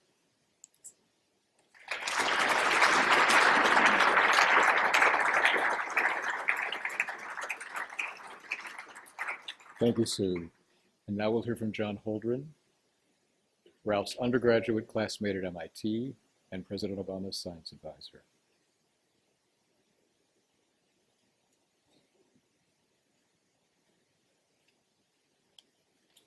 Well, Carol, other members of the Cicerone family, friends, I wish I could say it's a pleasure to be here. It's an honor to be here. I wish that we did not have this occasion for the reasons we have it, but it is a marvelous opportunity to remember a marvelous individual. Ralph and I knew each other as entering freshmen at MIT, class of 65. We entered together in 1961, fellow members of what became a very close-knit class of 1965. As has already been noted, he majored in electrical engineering. I majored in aeronautics and astronautics. He played varsity baseball. I played varsity tennis. But we took many of the same courses. We shared many buddies, including our classmate Bill Brody, who later became the president of Johns Hopkins University. And our friendship deepened in later life as by different pathways, we both became engaged professionally in the causes and consequences of global climate change, as well as in interdisciplinary education and advising around science, technology, and public policy. We were elected to membership in the National Academy of Sciences a year apart, Ralph in 1990, I in 1991. Both became affiliated with the Academy's section on environmental sciences. And we interacted in a very wide variety of ways. I want to make a comment about the study that Ralph led in 2001, which has already been mentioned, when George W. Bush asked the National Academy of Sciences to do a review of the IPCC's findings. And at that time, I tried to persuade Bruce Alberts, then the president of the National Academy of Sciences, that the Academy should not take on that task. It looked to me too much like a district court being asked to review a decision of the Supreme Court, in the sense that the IPCC, an international body, already had among its members, its participants, many of the leading US climate scientists, as well as leading climate scientists from around the world. Bruce responded that the National Academy cannot refuse a direct request from the President of the United States. He was right, of course. But his solution was to appoint Ralph Cicerone to lead the study. And Ralph did an absolutely amazing job. The study that came out, as has been noted already, concluded that the IPCC's findings were consistent with the consensus of the climate science community. And it led to what I believe is one of the funniest political cartoons of all time. This political cartoon appeared in the Washington Post, and it showed President George W. Bush behind his desk, and he's holding up a copy of a report that says, National Academy of Sciences says climate change is real. And Bush is saying to an unseen, off-the-picture staff member, could we appeal this to the Supreme Court? It was a wonderful coincidence that Ralph's service as president of the National Academy of Sciences and mine as President Obama's science advisor overlapped for nearly all of the Obama administration. As Jane Lubchenco has already noted, we actually had a wonderful gang in place. Marcia McNutt running the USGS, Jane running NOAA, Steve Chu running the Department of Energy. The National Academy of Sciences was very well represented, and all of us consulted Ralph frequently. I consulted him so often in my role as President Obama's science advisor that he was on the equivalent of my smartphone speed dial. He was, as many other people have pointed out, a source of extraordinary wisdom, extraordinary judgment, extraordinary balance. I relied on him very heavily on lots and lots of issues. He was always ready to help, always able to help. It's already been mentioned, his role in the America Competes Act. Another role that has been mentioned was the Gene Editing Summit. That summit actually emerged from an interaction that I had with Ralph and with Victor Zhao at the Academy of Medicine, where it was clear that such a thing was needed, but it was also clear that if the government tried to do it and took ownership of it, it would be a mistake. It would be seen as a political act. And Ralph and Victor stepped up, ran an incredibly effective meeting, which gathered key people from all around the world and really advanced the ball very importantly on that issue. And I'm not sure the story has ever been told really of how that actually happened, but it was an extraordinary piece of public service that Ralph and Victor led together. Ralph was both a superb scientist and an equally superb scientific statesman. I remember very well in April of 2009 at the annual meeting of the National Academy of Sciences, Ralph, standing in this spot, welcomed President Obama, the newly elected and inaugurated President Obama, just a couple of months after his inauguration, to address the annual meeting of the National Academy of Sciences. That was the first time since JFK that a newly elected President of the United States had come across town to address the annual meeting. Some of you in this room heard that address. And it was extraordinary in part for President Obama's recognition that science and technology were essential to this nation, not just for their applications to the economy, to public health, to national security, but he understood and he discussed for probably 60% of that talk the role of fundamental research in the well-being of the society and carrying out one of the activities that fundamentally characterizes us as humans, which is trying to learn more about ourselves, our world, and our universe. And he came back again, and Ralph Cicerone welcomed him again on this stage in April of 2013, after he was inaugurated for the second time, and he became the only president of the United States to address 2 annual meetings of the National Academy of Sciences. And he was a great admirer of Ralph Cicerone. I thought too late to want to put a picture up here of the president and Ralph Cicerone on this stage, so I couldn't get it in, but picture it up there, Ralph and the president on this stage in a mutual admiration society. The president often asked me in my conversations with him in the Oval Office how Ralph Cicerone was doing, what he was doing, what insights he had about the problems we were struggling with. That was an interaction, a relationship in which the 2 individuals hit it off from the beginning, recognizing in each other both extraordinary intellects and extraordinary commitment to improve the conditions in this country and the conditions of humans around the world.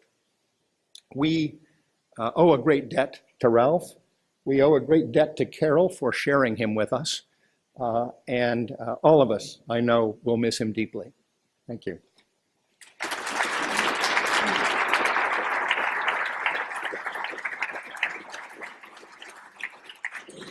Thank you, John. And now we'll hear from Martin Rees, the former president of the Royal Society of London.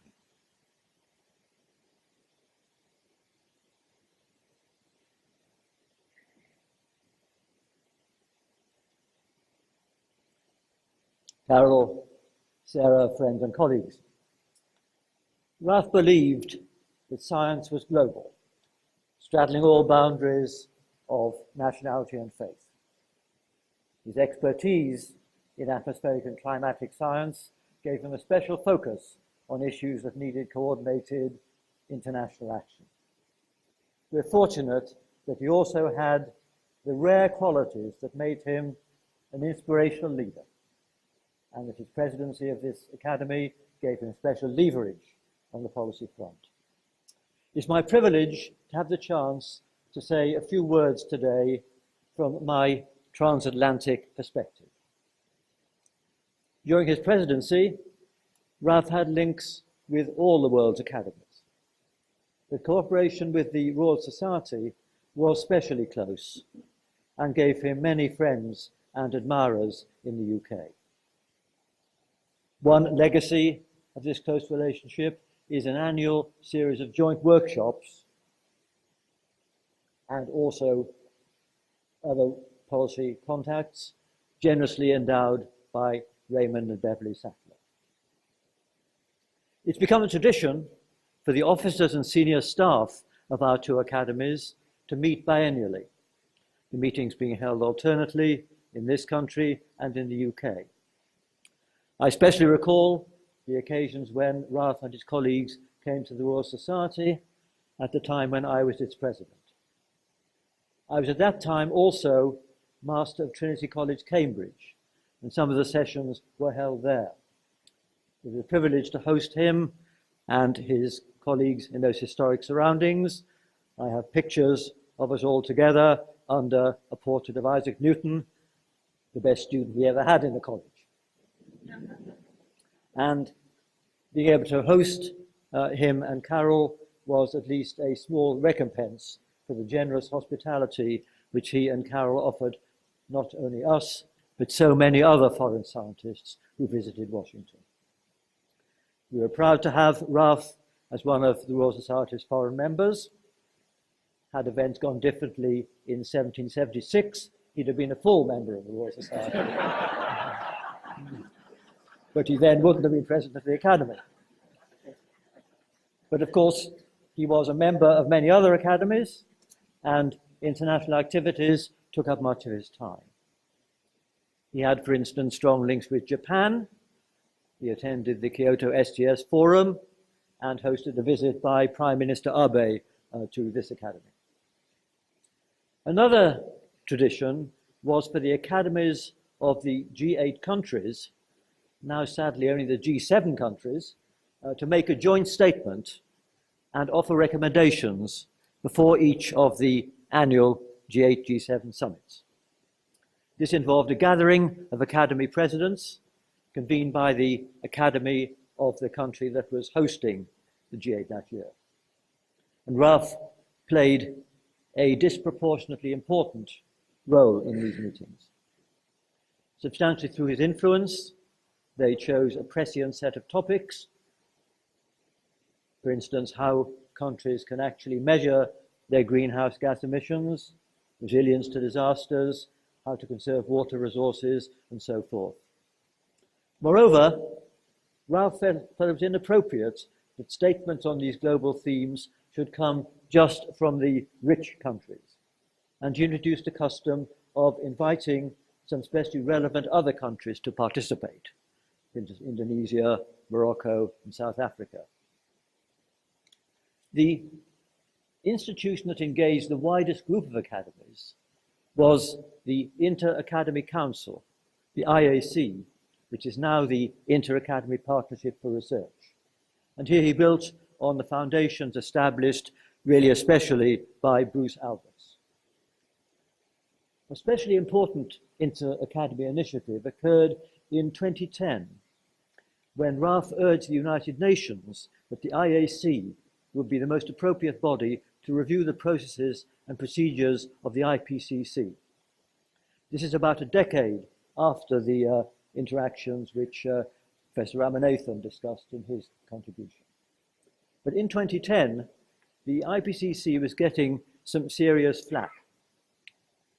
Critics highlighted some mistakes, albeit minor ones, in the fourth assessment report, and many thought that its procedures were too rigid and cumbersome.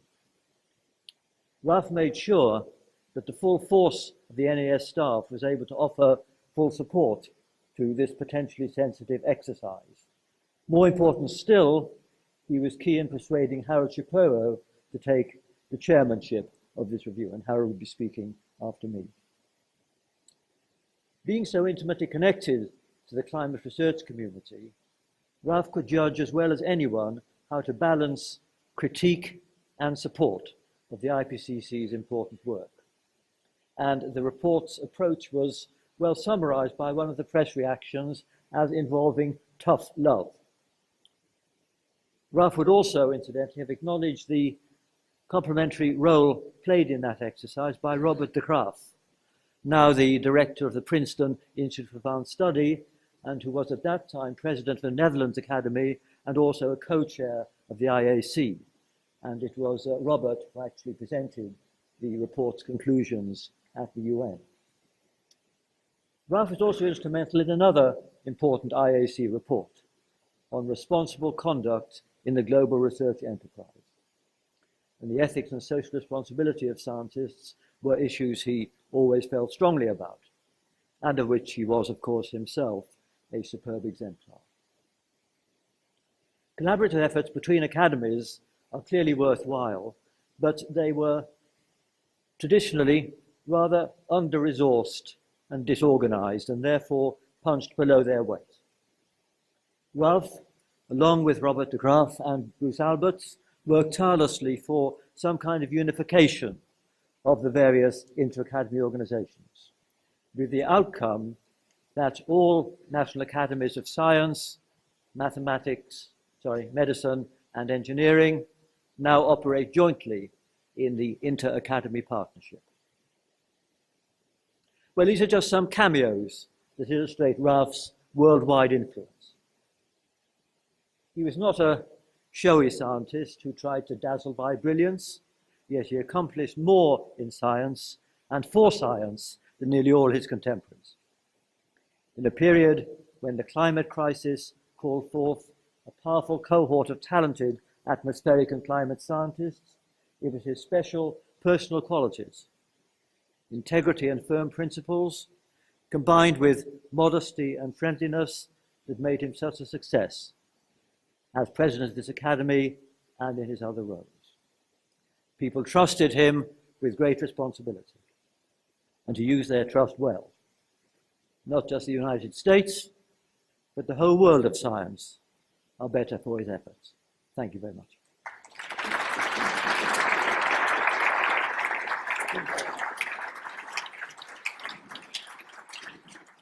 Thank you, Martin. And now Harold Shapiro, the President Emeritus of Princeton University.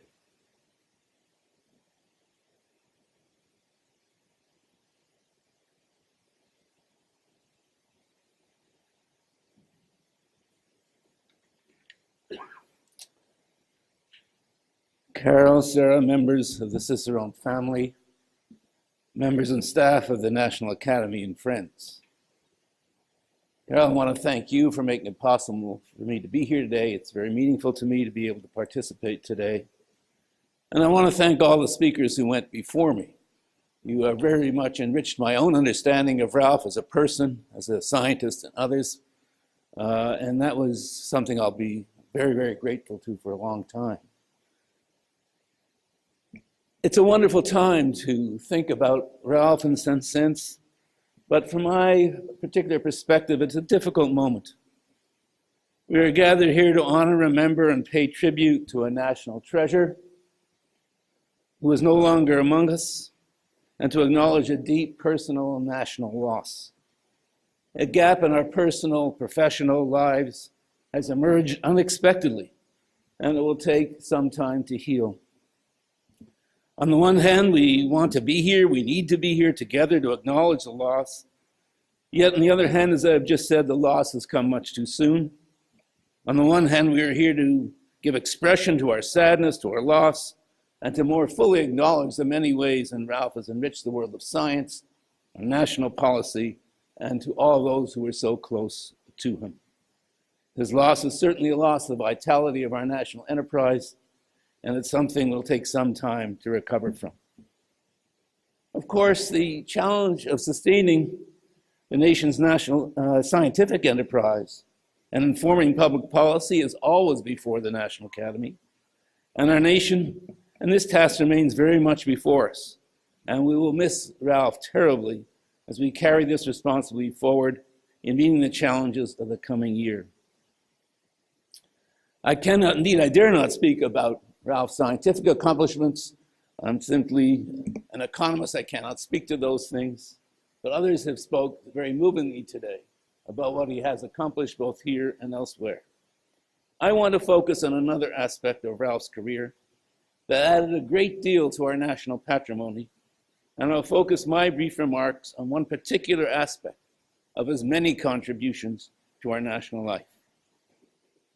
You know, we often forget just how critical independent institutions are in a modern liberal democracy such as our own. All contemporary modern societies are characterized by a social division of labor, so it is inevitable that citizens are separated from one another. But the society is held together by the strength of those institutions that generate and sustain a well-deserved aura of trust in all that they do. In my own view, a liberal democratic society works best when this glue of trust is strong and each major institution has a level of independence sufficient not only to accomplish its instrumental goals, but to serve as an alternative voice regarding which path the society chooses for the future. And with this in mind, I turn specifically to Ralph and the Academy, the National Academy. The leader of the National Academy is central to sustaining the trust that fuels and supports a scientific enterprise in our country. And this is where Ralph has left us such an important legacy. The National Academy, as you all know, has a broad portfolio of critical functions, but among its most important are the recognition it provides to our nation's most distinguished scholars and the advice it provides to our government in areas where science, technology, and public policy overlap. It is in this latter function that the president of the National Academy is personally so central, not only to mobilizing responses to requests from the government for advice and counsel, but to help our government understand both what the continuing vitality of the scientific enterprise requires, and in turn will promise us, and finally, in highlighting important issues that the government does not yet recognize that it needs to know. The National Academy's capacity to fulfill these important goals depends a great deal on the trust others have in the Academy's leaders and in their capacity to build ever wider circles of trust for the work of the Academy and the broader world of science. In the final analysis, trust is the ingredient that sustains the National Academies, and it is trust that Ralph exemplified in his person. It was Goethe who remarked that genius, he said, is formed in quiet, but character in the stream of life. It was the character that Ralph exhibited in his ongoing interactions with so many others that made him such an influential voice in the national discourse on science and science policy. Our government continues to need science in order to pursue many of its most important goals. Science needs government to continue moving forward the scientific frontier. Despite this mutual dependence, each party is fierce in guarding its zone of independence, and this independence is crucial to fulfilling the needs and aspirations of both parties, as well as best serve the long-term interests of our country. However, in these natural, even desirable tensions, are to result in sustaining a positive partnership, operating in the national interest, it requires personal acts of statesmanship and courage and character from our leaders, which can only be sustained on a foundation of trust being established and maintained on both sides. Trust, however, is an increasingly rare commodity, and this is where Ralph, as others have already noted, has played such a critical role. Ralph radiated trust in all his relationships, to the great benefit of the National Academy, the world of scholarship, and our country. Moreover, trust can be an infectious commodity. As Emerson noted, trust others and they will trust you. In this important respect, Ralph's character generated ripples of trust amongst all those fortunate enough to have worked with him. Trust between partners is built up in many ways, but one of the keys is having leaders whose character projects empathy for the real challenges and concern for others. In short, it takes real character. Those of us who had the opportunity to work with Ralph and who sustained an interest in the vitality of the scientific enterprise and in the ongoing capacity of science to improve our lives, and who understand that institutions like the National Academies are critical components of a modern liberal democratic society, will always have Ralph as a permanent memory guiding our steps forward. We cannot deny the great loss we have suffered.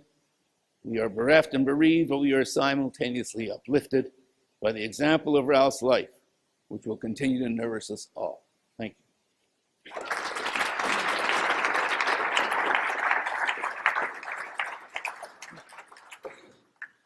Thank you, Harold. Next, we'll hear from Dan Kevles, the leader of the team of historians that are writing the history of the Academy that Ralph commissioned.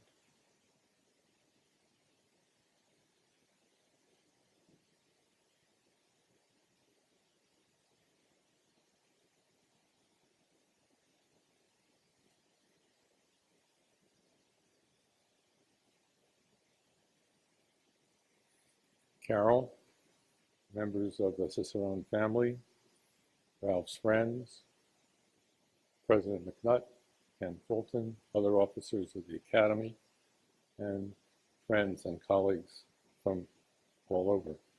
It's a great honor and privilege to have been invited to participate in this remarkable and moving occasion. Here's how I got to know Ralph. One day several years ago, a message from Bob Hauser, then Executive Director of the NRC's Division of Behavioral and Social Sciences and Education, appeared in my inbox. It said, "Ralph Cicerone, President of the NAS, and I have been hoping to commission a history of the Academy. I wonder if you might be willing to chat with me about this project." Bob's inquiry led in due course to my meeting and to the privilege of getting to know Ralph. I need not tell you about his capacious mind, gentle, soft-spoken manner, and generous spirit. You are well aware of those qualities and have heard a lot about them today. What you may be unaware of, however, are the convictions and attitudes about writing history, perhaps nurtured when he was chancellor at University of California, Irvine. When you're chancellor of a place like that, you have to pay attention to people in all disciplines. These convictions and attitudes encouraged me and my two co-authors, Ruth Schwartz-Cowan and Peter Westwick, to undertake the project of writing the history. Ralph also offered a compelling vision of the history when I first met and chatted with him about it. He wanted it to be readable, vital, filled with stories and people, and at the same time, sober, balanced, and analytic. I told Ralph that the prospect of writing such a history was altogether appealing. Ralph also made clear that he wanted as objective a history as could be composed, and he understood that if the book were to be truly objective and recognized as such, it would have to be written on a completely independent basis. He guaranteed us virtually complete, untrammeled access to the Academy's rich archives, and I might add that he was a very strong friend and advocate of the archives. And he and I agreed that, he agreed that we would not be required to submit the manuscript for review or approval, and allowed us to choose our own publisher. And so before too long, Ruth, Peter, and I began working on the history, which we are describing to our publishers as an unconventional institutional history. At Ralph and Bob's invitation, we plan to offer some preliminary results from our research in a session at the Academy's April meeting in 2013. its sesquicentennial year. Just a few days before the event, Ralph told us that our session had to be canceled to make room for President Obama's appearance, as John Holdren has already alluded to. My colleague and co-author, Ruth Cowan, joked that she planned to add to her CV an entry reading, quote, "Lecture, National Academy of Sciences, bumped by the President of the United States." Ralph got a kick out of that. I still remember, however, with warmth and admiration how apologetic and solicitous he was when he told us of the change and how he graciously arranged for the three of us to be seated in the reserved section of the auditorium right over there, just a few rows from the president himself. That sesquicentennial fall, with the support of Ralph and Bob, we organized a Sackler Symposium on the history of the Academy. Ralph presided over the proceedings with warm enthusiasm and measurable thoughtfulness. At one point, he noticed that my other co-author, Peter Westwick, was squinting in the glare of the lights, and so, as he was delivering his talk. And so Ralph got up, came over to Peter, and lent him his Red Sox cap to shield his eyes. You can imagine, not least from what you've heard today, what a charitable act that was, given how much he treasured his Red Sox hat. Why he had a Red Sox hat with him here at the Sackler Symposium, I leave it for people like Carol to explain to us. And you all know, and as you all know, Ralph achieved the reorganization of the Academy into three co-equal branches under the rubric, the National Academies of Science, Engineering, and Medicine. It was a major achievement, one that he was especially proud of. And I think that he would have been even more pleased had he known that the uneasy relationship of the three branches went back to the very beginning of the Academy in 1863. So let me just tell you a little bit about that very briefly. The Congressional Act that established the Academy named 50 original members. None came from medicine. 7 were identified as practitioners of, quote, technology. That is, they were engineers. They merited only disparagement from a group of prominent Cambridge scientists in Cambridge, Massachusetts, one of whom complained, no doubt speaking of the technologists, that they were, quote, little or not at all known as contributors to science. And for the founders, science did not include social science. A woman who had read about the new academy in the newspapers wrote to Alexander Dallas Bache, the first president of the Academy, that the Academy should look into several interesting claims she had read about in the newspapers concerning the human mind. Bache responded archly, to quote him, "The discoveries mentioned in your note evidently belong to the domain of psychology, a branch of human thought for the investigation of which there is no provision in the organization of the National Academy of Sciences." Ralph was Catholic in his respect for and admiration for the multiple disciplines of science and indeed for the vast range of human creativity and imagination, no matter what the arena. His establishment of the National Academies, as they are now co-equally joined, made him, in a sense, a man of history, a game changer,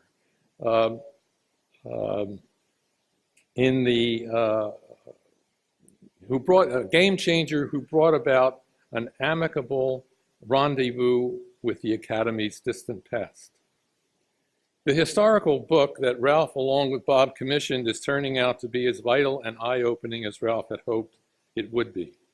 Even though he won't be around to read the book, and that is a matter of great regret to all of us who are writing it, it will testify for a long time to come to the supple richness of his vision, and in the closing chapter, from all he did for the welfare of the planet, as we've heard so much about today, and be sure that will all be in the last chapter, to his rendezvous with both the present and the long-term future of all of us. Thank you.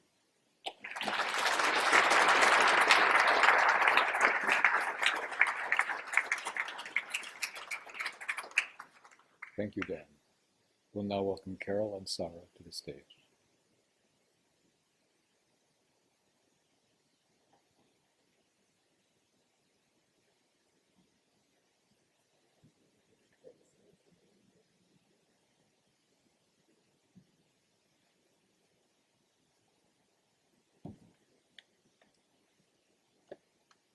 Thanks to all who spoke eloquently about the value of Ralph's life, especially of its value to science and the National Academy of Sciences that he led and so loved.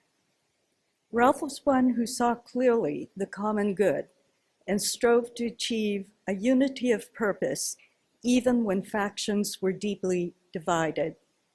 He was patient when he had to be, decisive when he was the one who had to make a tough choice, and always listened judiciously to others.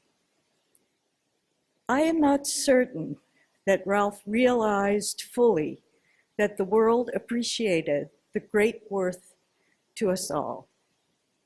Indeed, he would be taken aback by the outpouring of love and respect and the depth of the grief felt by so many at his death. My dad was a kind and steady parent with a thoughtful approach to guiding me. His patience was unlimited. One of my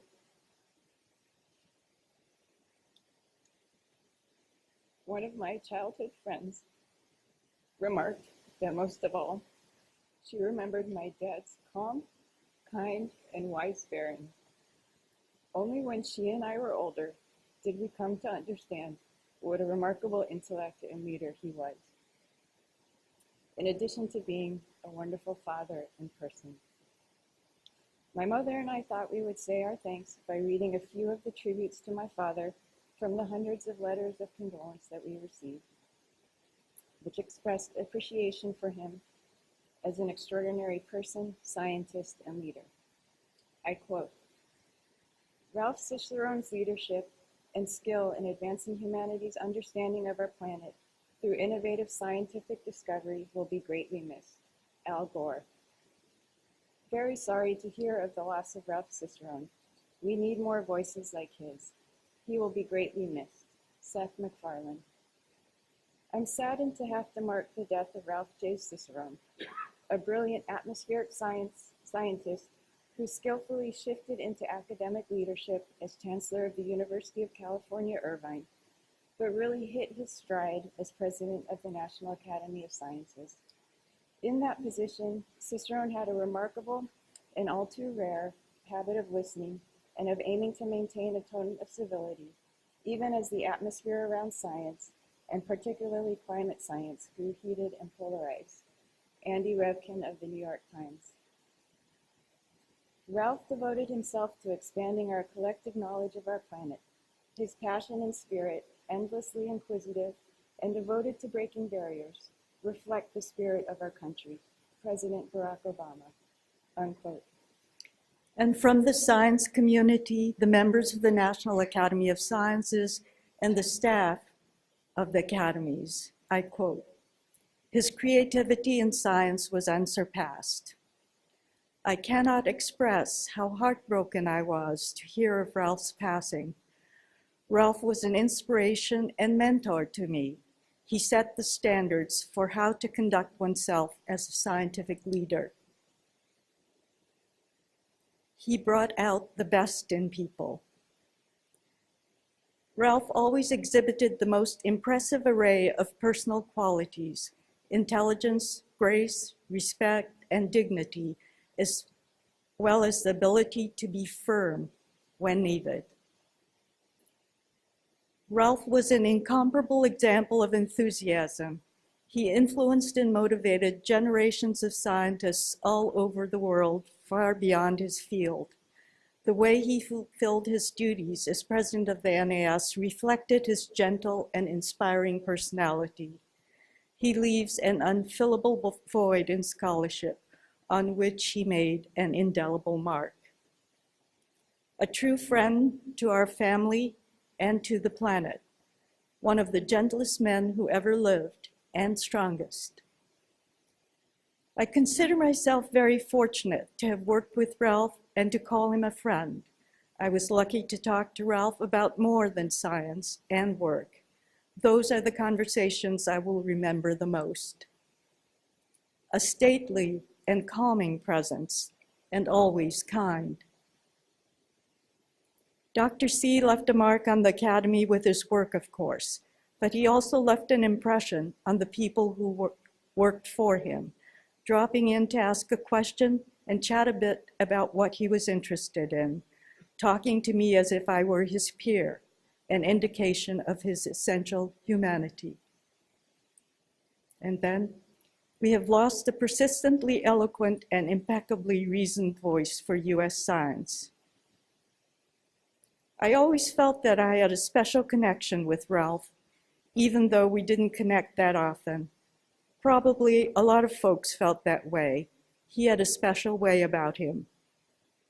I've always marveled at Ralph's skill at tackling complex challenges and his ability to deal with others in such a kind, thoughtful, and personal way.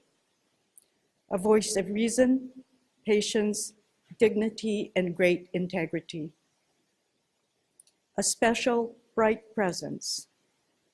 A wonderful person, true gentleman, and a great man who leaves a great legacy. I remember calling him as a fresh postdoc. He was so gracious with this unknown fledgling postdoc. He was so influential in many ways, but to me, he was always a friend. I will miss talking to him about science, science policy, and Perry Mason. A scientist, and a friend. I will be forever grateful for all he did for my career. He was highly respected for his grace, thoughtfulness, and vision. His quiet voice delivered paradoxically loud and clear messages worth listening to. A wonderful friend, so full of life. He had an exceptional ability to bring people together. We all admired Ralph's brilliance, his enormous modesty, and his kindness. He was one in a million.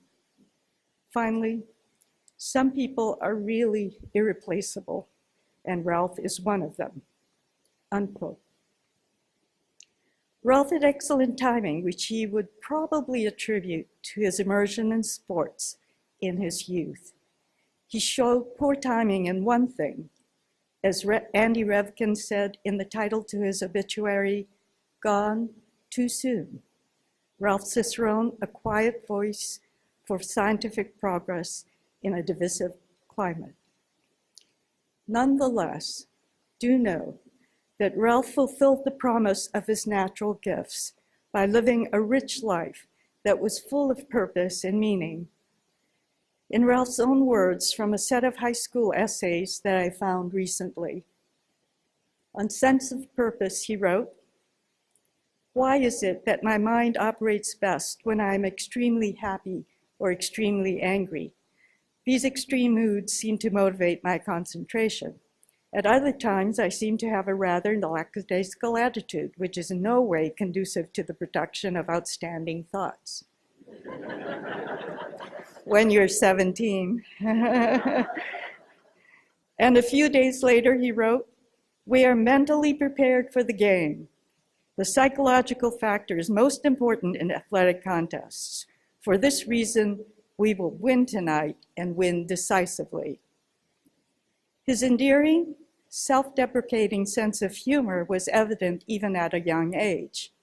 He wrote, "Saturday, I took a physics scholarship test sponsored by the National Association of Physicists. It was a general test, very comprehensive, and was unusual in that it contained several essay questions. It is extremely difficult to write an essay on a topic with which you are not acquainted."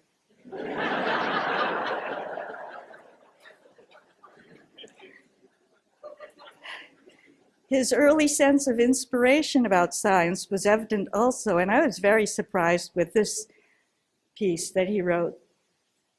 At 17, he wrote, "The halogen family of elements, chlorine, fluorine, bromine, and iodine, are particularly interesting to me. The halogens are orderly in their properties.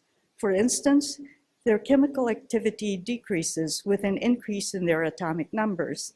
Also, the order of replacement of the halogens is based on the oxidizing power of the halogen. These properties are basic to the research in the chemistry of halogens. And then a comment, oh, science is wonderful. In a recent interview, just last year, some 55 years later, an interview with Harry Chrysler of UC Berkeley in a series called Conversations with History, he said, "Science is a beautiful pursuit. It affords great freedom and requires great responsibility. It requires self-criticism. It requires perseverance and self-confidence. It is progressive. It is self-correcting." I thank you all for sharing Ralph's dreams and goals for science. Sarah, Ari, Zoe, and I thank his beloved National Academy of Sciences for honoring Ralph's remarkable life. Thank you.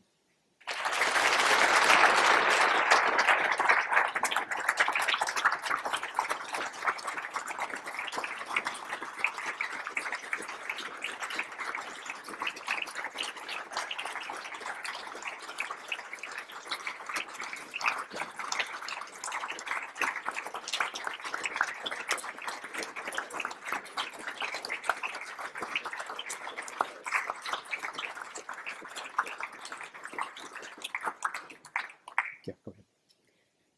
Thank you, Carol and Sarah, and thank all of the speakers who reminisce so beautifully about Ralph's life and work and contributions to all of ours. Carol invites you to join her and her family in the Great Hall for a reception that follows immediately. Thank you very much.